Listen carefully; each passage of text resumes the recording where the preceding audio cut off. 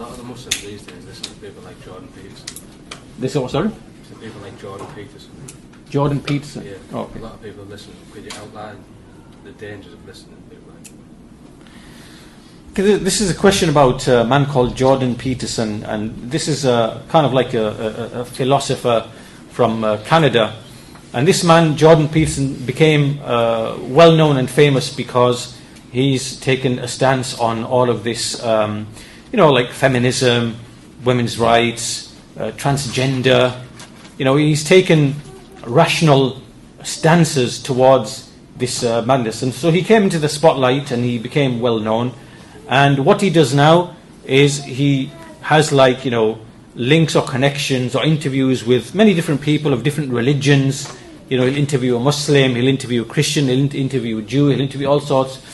But because he's outspoken about certain things that we all know to be wrong, like feminism and transgenderism and things like that, and the stupidity of it all, unfortunately, so some Muslims think that the man has something of value to say outside of those things, and this is very, very dangerous that we start listening to these people and start getting drawn into their their dialogues, their polemics, and so on and so forth. There's a lot more to be said. I can probably say a lot more, but I think the long and the short of it is that this man is a philosopher, a non-Muslim philosopher. Yes, amongst the kuffar there are many, many people, because it's fitri anyway, you know that homosexuality is wrong, you know that transgenderism is wrong, you know that feminism is all of it, people can see through it, and many, many non-Muslims will speak very convincingly and with good rationale against these ideologies and against these movements and expose them.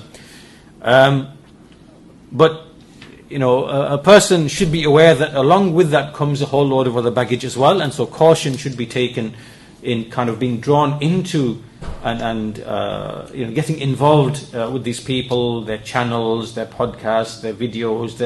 You need to spend your time studying your religion, the usul, foundations of your religion, the affairs of tawheed, the affairs of methodology, and to be grounded in that. You don't have time to be necessarily, yes, if there's